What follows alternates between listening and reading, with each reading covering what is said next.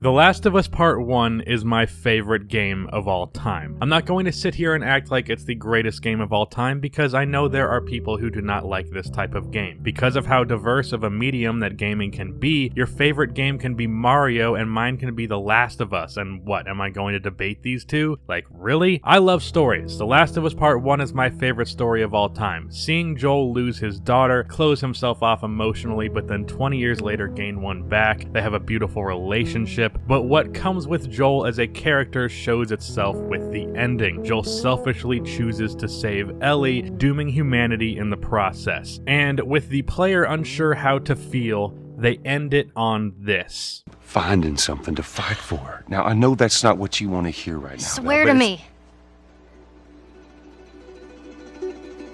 Swear to me that everything that you've said about the Fireflies is true. I swear.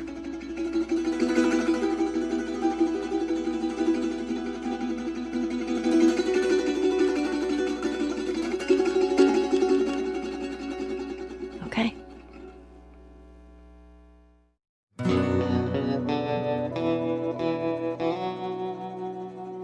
Bittersweet. You know that these characters are going to live on, but you don't know what their relationship will be because you can see in Ellie's eyes that she knows that Joel is lying. That ending is perfect. When I first played this game and watched it cut to credits, 13-year-old me put down the controller knowing that I was never going to love a game the way that I love this game. I love this game so much that I was planning my first tattoo to be in reference to this game. I have played it over a dozen times at this point. Words cannot describe just how much I love The Last of Us. So when The Last of Us Part 2 finally came out, with me now as a 20-year-old adult man, I still had that childlike excitement. I have been waiting for this game for 7 goddamn years, and to make that anticipation even bigger, I was really looking for an escape from the world because we know about 2020's general shittiness. I needed an escape, and a game that I've been waiting for since I was an 8th grader led to a lot of build-up. So, with all of this build-up, all of this anticipation, after finishing The Last of Us Part 2, how do I feel about the game?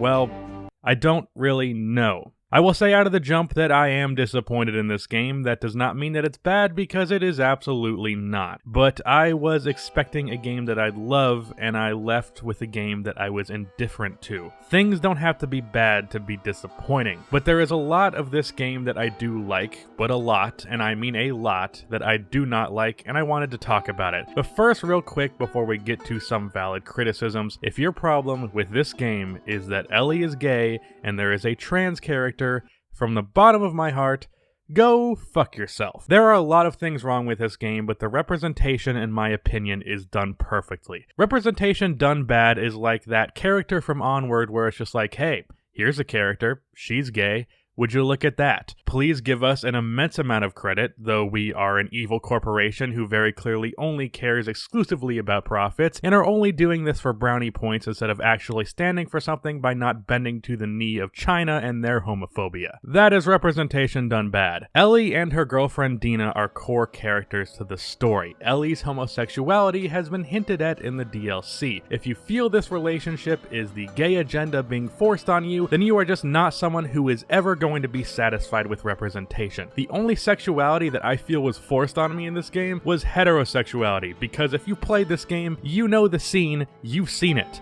Jesus Christ, that's the worst thing I've ever seen. Gay people existing isn't forced representation. Trans people existing is not forced representation. As for Lev, it again wasn't some throwaway, hey, look at this trans character, please clap. It was instead an integral part of the plot and that character. There are so many issues with this game that if that's what you walked away complaining about, that is a problem with you.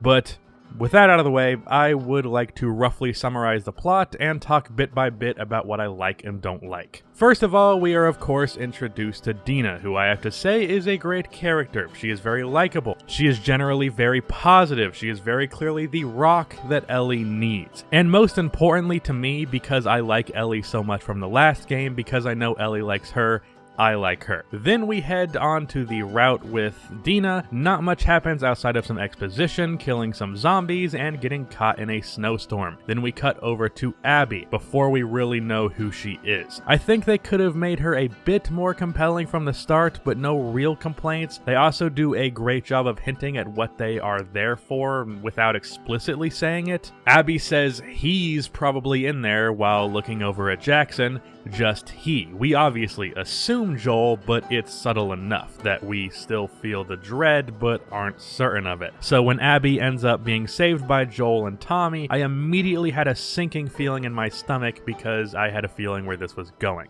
I should say that I actually managed to avoid the spoilers for this game. I don't know how I did it, but I did. But I also from the very beginning had a feeling that Joel would die because otherwise I wasn't sure where the plot could go. Repeating the same story would be, well, repetitive. Killing Ellie would make zero sense because that would just ruin the end of the first game completely. So I expected Joel to die, and when Neil Druckmann, the creative lead of the game, said the theme of the game was about hate, well, that kinda made it obvious. And well, my expectation was correct. However, I didn't expect this death to be as brutal and heartbreaking as it was. For what they were going for, they did his death perfectly. For what my heart wanted, couldn't have been worse. In an ideal world, I would want Joel to die in an honorable way. I would want him to have a hero's ending. But the world of The Last of Us is far from an ideal world, and as much as I love him, Joel isn't a hero. After saving Abby, Joel and Tommy walk into the lion's den, or I guess I should say in this case the wolf's den, and after he says his name, you can see the reactions, and you know it's over. Abby kneecaps Joel with a shotgun, they pin him against a window, and Abby makes it clear that she intends to enjoy this. I didn't cry, which I can't say I expected. When Tony Stark died, I cried. When Logan died, I cried. I'm not some toxic masculinity ass bitch who can't admit to shedding some tears. I don't hold back my emotions because it doesn't feel good. But with how they killed Joel, I was just in shock. I get so emotionally invested in characters when it's a good story that I genuinely felt for a brief moment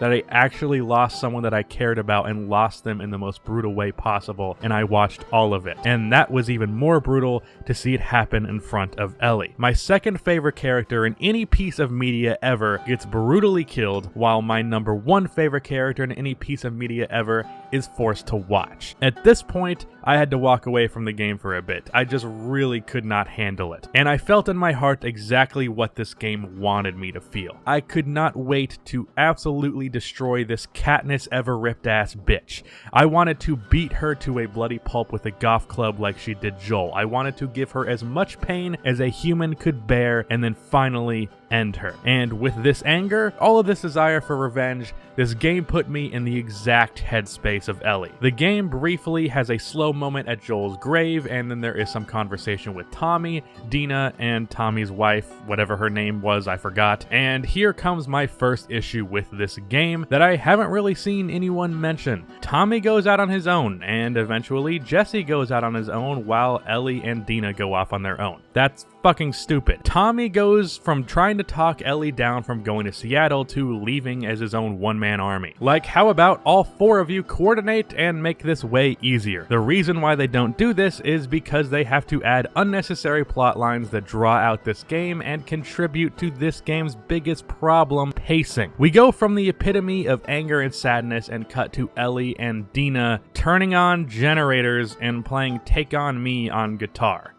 Like, the fuck? Now don't get me wrong, I know what Naughty Dog was trying to accomplish here, and they did technically accomplish it, but I wish they could have done it in a more efficient manner, and generally it could have been done better. They want you to stew on what just happened. They want you to really let it sink in what just happened. They wanted you to sit there in anger as well as develop Ellie and Dina's relationship. And these two things are the logical next step. It wouldn't make sense for you to just jump right into kicking names and taking ass. But this section of the game is the biggest example of the biggest problem with this game, the horrible pacing. And the reason the pacing here was so bad in particular was they were trying to do something that they did in Uncharted 4, which was succumbing to the criticisms of their games. The Uncharted series and The Last of Us are very linear games. You go down a set path, complete your set piece and or shooting gallery, and you get from cutscene to cutscene until the game is over. And there are a lot of people who understandably have an issue with that. I am not one of those people. I love linear games. I am in partial to open world stuff. The linearity of Uncharted and The Last of Us isn't an issue for me, it actually attracts me to those games. I'm the type of person who can watch the same story over and over again and still enjoy it. It's why I've watched Parks and Rec 40 times, that's only a slight exaggeration. Open world games tend to overwhelm me, especially in story games. Little side things bore me, I just find myself wandering around until I find the next step in the story. That's me. I understand people have different preferences. But in Uncharted 4, Naughty Dog briefly, very clearly tried to prove themselves in the Madagascar section of the game, where you drove around in a Jeep and it feels very open and there are some side things, but in reality you really still have one real path to follow and it ends up being linear. They were trying to have their cake and eat it too, try and be what they were criticized for while also going against what they were criticized for. The same thing happens at the start at Ellie and Dina's adventures in Seattle. Instead of a Jeep, now it's a horse, and I feel like in Uncharted 4, it didn't actually break up the linearity, it just wasted time while you tried to find the next thing to do. One thing I don't like stories doing is wasting my time, and this game does that quite a lot. Another thing that I don't like with this game is that there are parts that feel like they are pulling from the focus of the narrative. Like when Ellie sings "Take On Me" to Dina. I'm not mad at this scene because it's corny. It is. But what I was thinking during this time was like,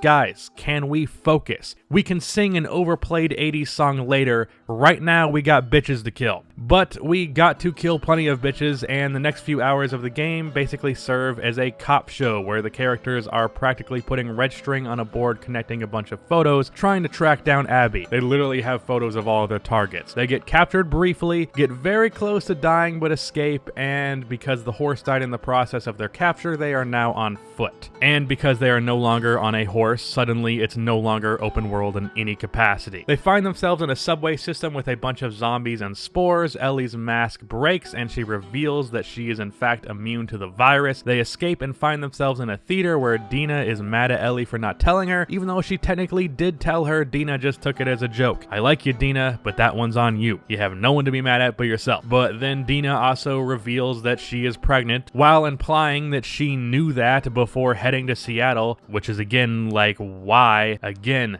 I like you, Dina.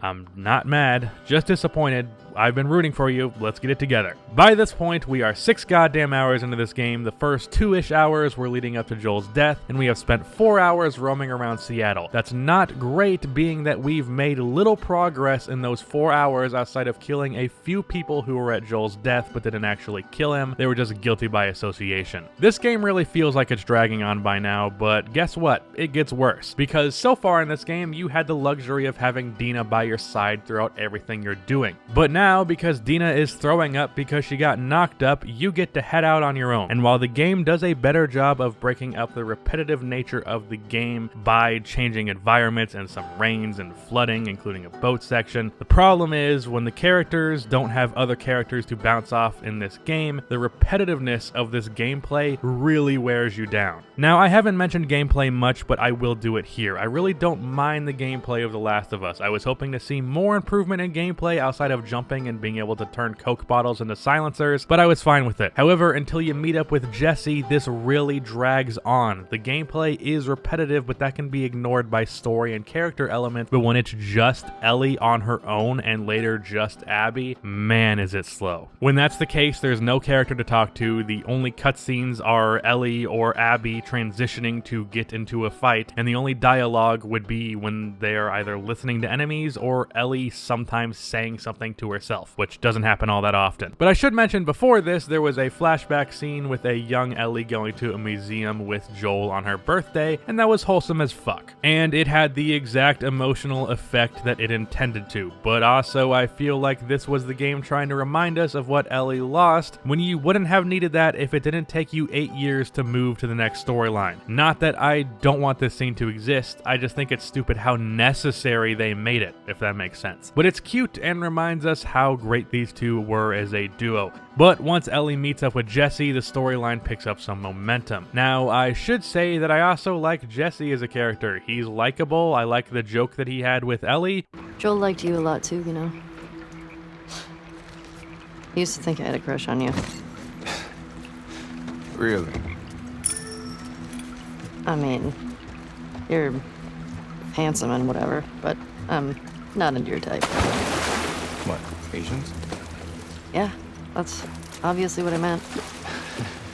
Once again, there is a flashback with Joel and Ellie, and again, it is good. It ends with Ellie confronting Joel about the end of the last game, confirming that she has her suspicions about Joel's story, and once again, Joel lies to her face. But back to present-day Seattle, we get Jesse, who is a solid character with clear chemistry and history with Ellie, but then he just ends up staying at the theater with Dina. So we get this new guy, and then he immediately gets benched. The reasoning is fine, but can I please have someone to talk to? Ellie goes out once more and we encounter a faction of enemies the wolves are fighting called the Scars. They whistle and they also never miss their shots while wearing brown leather Matrix outfits. There's more to them that we learn about later in the story. Then comes a part in the story where things really get interesting. This is where the themes of this game really start to show themselves, but I would like to point out that this is damn near halfway into the game. It's taken 10-ish hours to really start exploring the themes of this game. Ellie tracks down Nora, one of the people in the group with Abby at Joel's death, and she tortures her, and you can see the toll this takes on her mentally. I think this was great, and it plays well into the overall theme of the game and plays well into the decision not to kill Abby in the end, as well as something I feel isn't mentioned enough in this conversation of this game, and that is how Ellie was going down the same path as Joel. I think one of the biggest reasons she does decide not to kill Abby in the end is she realized she's becoming the negative side of Joel in a way, the side of Joel that she does not like, and ends up basically telling him to fuck off for. Her torture of Nora was the first step down that path, and at the end she decides not to continue on that path, but I'm getting ahead of myself. This scene is well followed up with Dina trying to console Ellie, where you see the toll Ellie went through from what she did both physically and mentally. Naughty Dog knows how to do emotional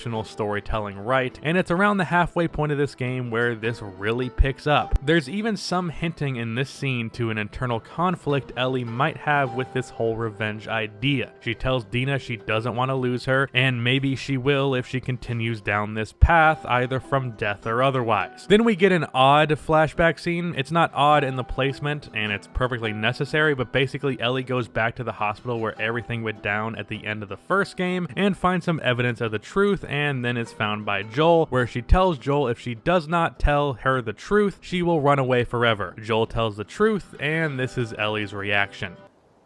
So I stopped them.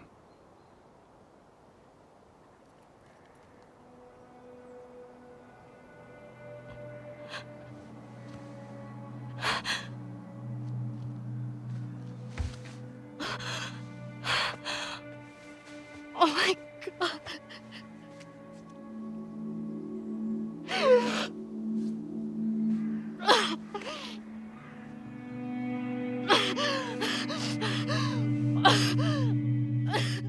I don't know. I like Ashley Johnson a lot. She's a good actress and a pretty damn good person from the interviews I've seen, but something about that crying felt unnatural to me. Maybe it's the take, maybe it's just not what I expect Ellie's character to do. I don't think this would cause Ellie to break down because it just doesn't seem like something she does. Maybe it's just me, but this broke my immersion a little bit. It could definitely just be me. And now we are back in Seattle, but luckily this time Jesse is coming along, so I have someone to talk to. But this doesn't last long when the two have a conflict over where to make their next move. Jesse wants to go find Tommy, which Ellie claimed to be her main motivation, but she was given an opportunity to go after Abby, and she exposed that to be her real motivation. Here we see an earlier example of her relationships with people being strained by her desire to get revenge, which ends up being a theme in this game on both sides. Ellie then finds herself at the aquarium where Owen, or as I like to call him, the beta Chad, and his pregnant girlfriend Mel die at the hands of Ellie, where it really seems to get to Ellie that she killed a pregnant woman. I guess she's pro-life. So with Ellie having killed basically everyone but her main target Abby, then it transitions back to Ellie at the theater, but Abby is there and she fucks up Jesse. And things do not look good, but we then transition to playing as Abby, which I felt was coming because you play as Abby early in the game, but even though I had a feeling it was coming, my initial reaction was straight up, fuck you, Naughty Dog. You are going to kill off a character that I love and then ask me to sympathize with his killer?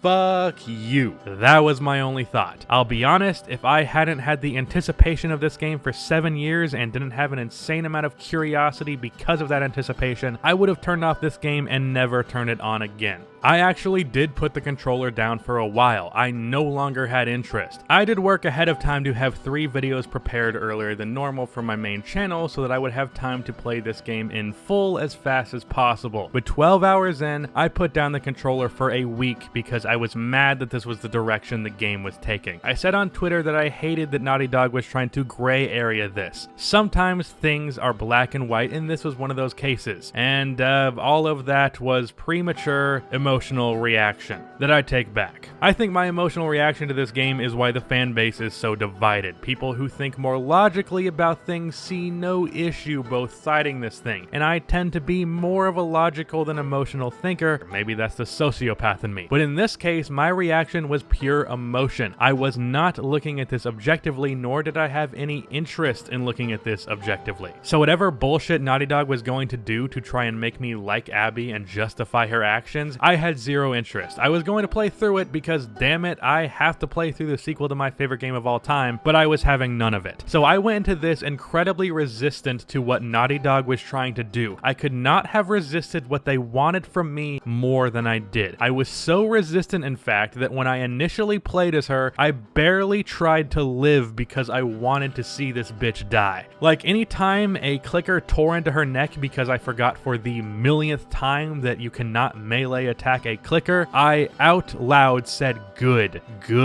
like I was fucking Emperor Palpatine. I now didn't care when I died because at least every time that happened, I got to watch Abby get what was coming to her. But as time went on, I slipped quite a bit. I started to sympathize, and by the end of all of this, did I like Abby? No, not really. Did I dislike her? Maybe a little at times. But did I hate her with a burning passion? Did I want to see her neck ripped open by a clicker? Did I want her to die? No, not at all. In fact, by the end, I was hoping that Ellie wouldn't kill her. We start off our time as Abby helping a zebra get free from some barbed wire with her dad, which I believe was an attempt to draw a parallel to the giraffe scene from the original Last of Us. And she seems to have a goofy, fun-loving, good father, and later on we learn that her father was indeed the doctor who holds up the scalpel to Joel when he breaks in to save Ellie at the end of the first game, and Joel, of course, kills him. Now, me still being vengeful, when they show Joel killing him, I again was like, good. Like, yeah, bitch, look at your dead daddy bleeding on the floor. I realize what I said is dark as fuck, but that's how I was feeling at this time. Also, there's actually an interesting question that Marlene asks Abby's father, which was, if you had to do this to your own daughter, could you do it? And I think this is a great way of drawing parallels and giving things a gray area on both sides to not fully vilify what Joel did. Of course, logically, you should be willing to sacrifice any one individual for the good of the world, even if that individual was, say, Hayley Williams. But if you asked me, hey, Jacob, by the way, my name is Jacob, some of y'all don't seem to know that. Hey, Jacob, would you kill Hayley Williams to save the world? My answer would be no. I need her to make more albums and also maybe have my children. So yeah, of course, Joel should not have killed dozens of people and stopped them from making a cure just because he loves Ellie. But put yourself in Joel's shoes. You lost a daughter tragically. You get a chance to have a new one after 20 years of nothing but agony. Are you going to let them kill her? Because in his shoes, I don't. Well, it's to save the world. Man, fuck the world. To Joel, Ellie is the world. So putting yourself in his shoes makes it feel justified, and Naughty Dog very smartly, quite literally puts us in the shoes of the person who did the exact same horrible thing to a character that we love. This game almost calls out the player in a way. In fact, not even almost. They definitely call out the player. And again, I think that's why this game is so polarizing. Some people can handle being called out, some can't. I know I can't. I was told a few weeks ago that I have an ego and I haven't recovered since. But this game says, okay, in the position of Joel, you made an objectively horrible decision, but you got to have his backstory and play through his experience, so you gave it a pass. So now play as someone who did something objectively horrible, but do it in reverse. Start off hating a character and learn to love them. In The Last of Us Part 1, you watch Joel's journey and love him as a character as well as Ellie by the time he makes that decision, so you justify it in your head. In The Last of Us Part 2, the first thing you learn about Abby is, well, she's fucking jacked, but after that, it's the bitch that killed Joel. And now you have to start with this character doing something horrible rather than ending with it. While I might not love most of what this game is, while I might not love that this is the story they decided to have, and I have a lot of issues with it even as it is, you have to admit that that takes a lot of balls. Neil Druckmann took a massive risk with this one. But back to the story, you cut back to Abby right before she delivers the final blow to Joel, and you now have the context of what led to this whole thing, and you understand. Now don't get me wrong, this was not enough to make me sympathize with Abby yet. I said a second ago that I enjoyed watching her cry at the sight of her father's death, okay? So I had a lot of hate in my heart for her. But objectively, I understood why she did what she did. I still hated her because I had a very biased point of view, but I understood. Then we get to Abby and her daily life, see what life is like as a wolf. I do want to point out that Manny is incredibly likable. He's the first guy that I wasn't immediately like, fuck that guy when I saw him again, and that was with him being the dude who spit on Joel's dead body and was about to shoot Ellie before he was stopped. He was just that cool of a dude, seemed like someone who would be a great friend to have. And when you see where the wolves live, it's awesome. A football arena's VIP rooms being turned into apartments and the field being turned into an actual field for cattle is so creative, and the scale of it was awesome. They then go on a routine scouting mission and are attacked by scars. They also brought a very pregnant woman with them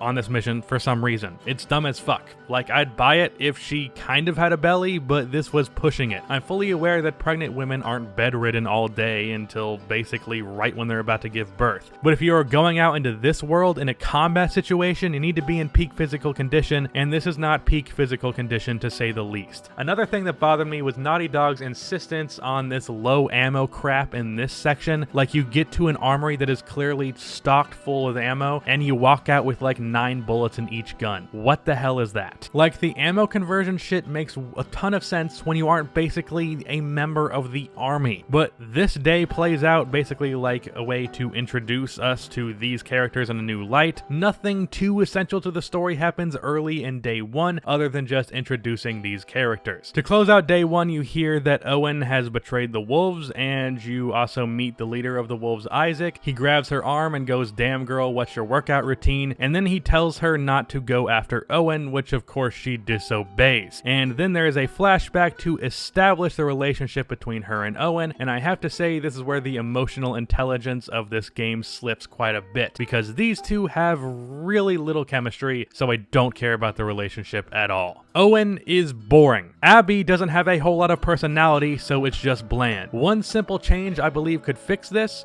replace Owen with Manny in this story. I care about their relationship a whole lot more with that simple change. If Owen was the good friend who was relatively boring, whatever. It doesn't matter that much. He's just the friend. But if it's a relationship you want us to care about and that doesn't work, well, you fail to make me care about the relationship. Now, I should say that I think this is the part of the game that puts a highlight on the emotional turmoil of wanting revenge. The consequences of revenge, things not being black and white, as well as forgiveness are the 3 biggest themes of this game. And in this case, Abby can't look forward to a future with Owen when she's too focused on the past with Joel still out there. She shows this in a more recent flashback as well. Anytime things were going in a good direction with Owen, she cuts it off with shit about Joel. Now, this would feel more impactful if I gave a fuck about Owen and Abby. Then comes day 2 of Seattle from Abby's perspective, where you attempt to get to the aquarium because Abby is certain Owen is there, but she's captured by Scars, who attempt to hang her alongside a new character, Yara, but they are stopped by the apostate Lev. These 2 characters are great, and they do a great job of redeeming Abby. They all save each other despite being on opposite sides of a war, and once again that gray area theme shows itself. With Ellie and Abby, that shows itself, but they double down with a war happening, and yet these 2 sides are working together. These 3 play a few games of do we really trust each other or not, and as it turns out,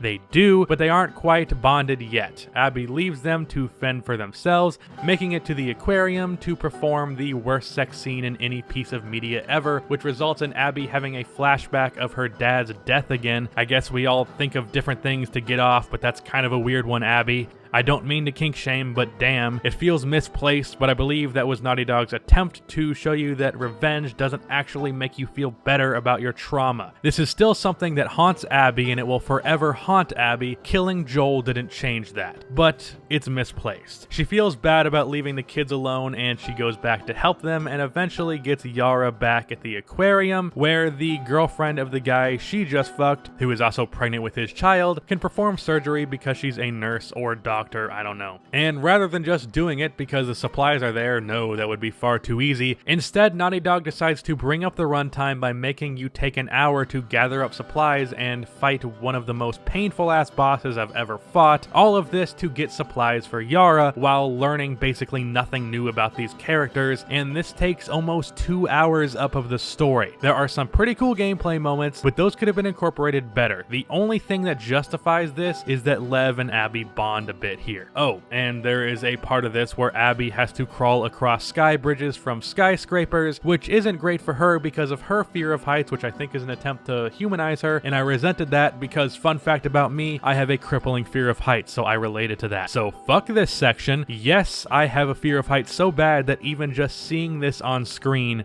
bothers me. They then cut the girl's arm off, and Mel randomly decides to tell off Abby. Don't know why. Seems like things were good with them. I'm going to assume that she somehow picked up on the fact that her and Owen had horrible sex. That's the only explanation here. Yara then explains why they are no longer cool with the Scars. Lev is transgender. The Scar Society does not accept that, so when he shaved his head to appear like the rest of the men, to them he essentially renounced his religion, and for them that meant he must die. As I said earlier, this is representation done well because Lev being transgender isn't just a throwaway thing, it's an integral part of this character's role in the story. Though I do find it interesting that Scars aren't entirely traditional, like they do have female soldiers and leaders, so it's not like they're sexist, they're just transphobic, so I guess the Scars are TERFs. So basically, the Scar Society is just J.K. Rowling. Then Lev decides to book it to Scar Island because he wants to save his mother. So Yara and Abby head into the Scar Island to retrieve him, but first, Abby runs into Manny and they get into a fight with the deadly sniper Tommy, and the gameplay actually gets quite creative here. Tommy takes shots with the intent to draw attention of some of the walkers?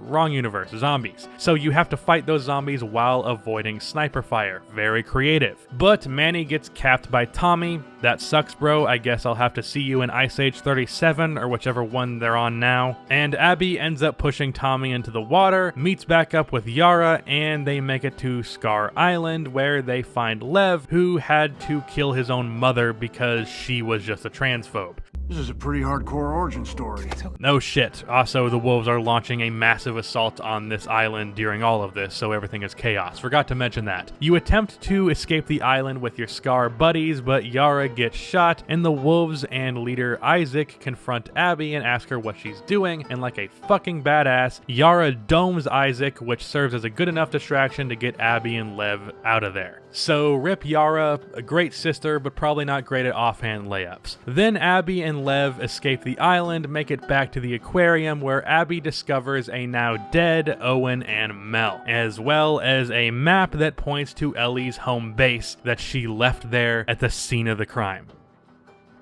Come on, man, are you that dumb?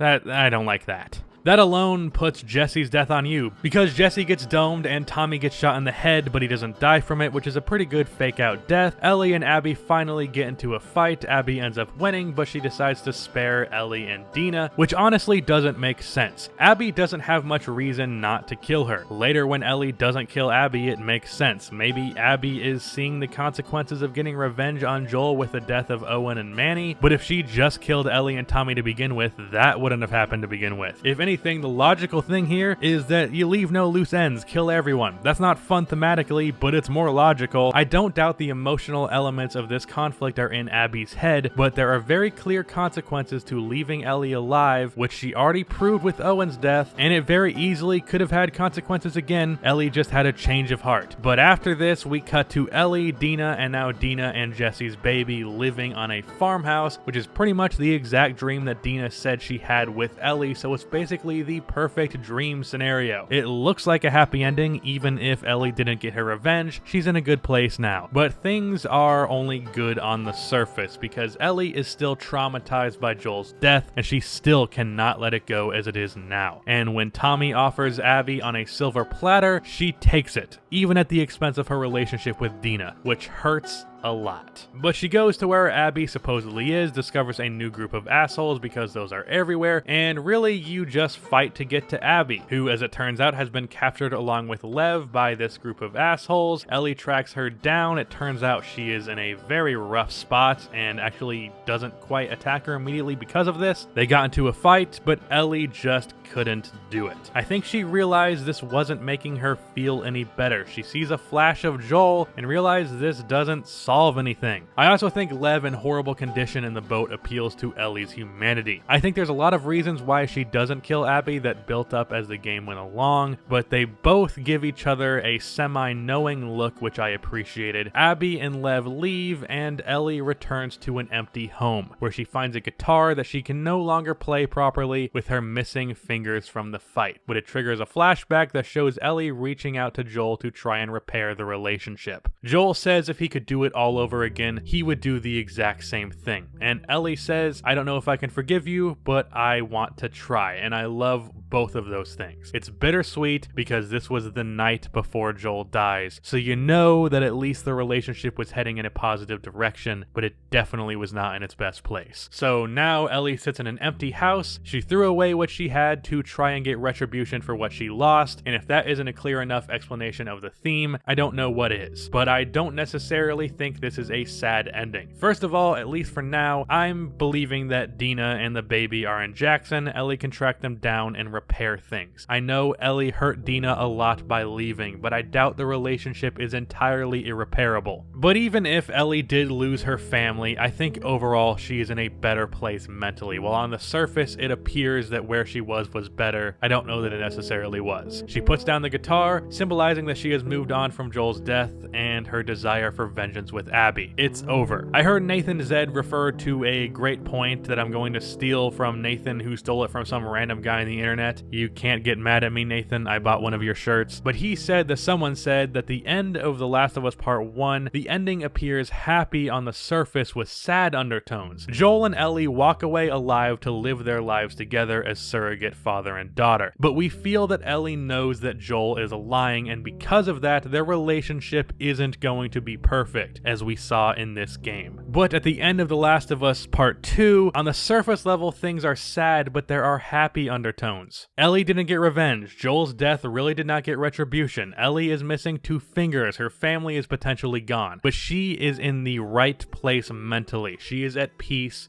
with everything. From the moment Joel dies right before Ellie decides to let Abby live, she is not okay in the head whatsoever. She has PTSD. She is so blinded by vengeance that she walks away from what is supposed to be the perfect life. But it isn't a real perfect life. It's not a real perfect life as long as Ellie is still haunted by the past. So if it took Ellie ruining the one great thing in her life to fix it, I'd say it was worth it. And even then, again, I don't buy that it's completely ruined. So that is the story of The Last of Us 2, poorly summarized with my takes intertwined in there. Now, how do I feel about the game as a whole? Well, as I said, I was disappointed. And that's not because this is a bad game, or just an okay game, or just an okay story. This is a great story and great game. It has so many moments of poor pacing, and there are probably 3 hours in this game that could have been reinterpreted or downright cut completely. I think you spent too much time with Abby doing nothing that really impacts the plot. I also think Abby and Owen could have been a lot better as a couple, even though I haven't earned a lot of trust in this statement. Removing my hatred from Abby and looking at her objectively, she's just okay. She does the right thing over and over again with her character outside of knowingly cheating with Owen, but just as a person, do you feel connected to her? Abby is a good soldier and a decently good person, and we saw some of the trauma that she went through, but that's not enough to make me care about her that much. The reason I loved Ellie initially initially and now was her quick wit and sarcasm. Abby doesn't have any kind of charming feature like that whatsoever. In the end, I care about her mostly by her association with Lev. If Lev died or went on his own way, I really wouldn't have cared that much if Abby died. I feel like this story could have been a lot better if I really liked Abby for more reasons other than she's a decent person and I like Lev by association. Now, it's a victory that they could have made me say that Joel's killer is a decent person, but it could have been even better than that. How you feel about this game really depends on how you feel about Abby. If you loved Abby, you love this game. If you hated her, you hate this game. And if you were indifferent like me, you don't feel strongly about this game like I do. As for Ellie, I know she's blinded by vengeance in this game, but damn, she could have had the slightest bit of fun to her. Ellie is a 14-year-old in The Last of Us Part 1, experienced trauma after trauma after trauma, and she still keeps an upbeat, playful attitude for the most part outside of recently when those events happen. Now, I don't expect her to act the same as a 19-year-old who watched the person she cared about most in the world die in front of her brutally as she did at age 14. But I don't think that element of her character should just no longer exist. All the fun of Ellie's character is gone in this game, and I don't like that. This game is bleak enough as it is. As for what the story wanted to be, they accomplished everything they wanted to. The problem for me was that this game just simply isn't the game that I wanted. Now, I'm not going to objectively judge this game for that because I hate when other people do that, but I will just for my own personal feelings on this game not like it as much. Totally cool if you feel differently, but for me, it's like this, and bear with me here. I think The Irishman is an incredibly good movie, but because it's not for me, I don't love it. I actually feel the same way about The Godfather and Pulp Fiction. Just pretend I didn't say that because I know that will trigger a bunch of people. I can acknowledge those stories are phenomenal, but they're personally not my favorite. But adding on to it, this game has been something that I've been waiting for 7 years, and it involves my two favorite characters in any piece of media. I can't not consider my personal connection to this story when rating it. If I'm trying to objectively rate this game, granted there is really no such thing as an objective review of a piece of media, but putting my biases aside ranking this game, really just purely from a story standpoint because I am far from a gameplay expert, I think this story is an 8.5 out of 10. Fix the pacing and make Abby and Owen's relationship a lot better, and maybe Abby a good bit more likable, and this is a 10 out of 10 to me. But my biased Last of Us Part 1 superfan take is that this game is a 6.5 out of 10. And I hate to say that, but like The Irishman, Pulp Fiction, and The Godfather, I have no intention of reconsuming this for similar reasons. Good stories, but I don't love them, and I don't desire to take them in again, and also too, they're all long as fuck. So 8.5 out of 10 objective, 6.5 out of 10 biased. But that is my review of The Last of Us Part 2. I poured my heart out into this video, so if you would subscribe, I would really appreciate it. But that's the first real analysis of film, or really storytelling in this case, on this channel. Let me know what you think, how I did. I appreciate any and all feedback, and with that, I am out.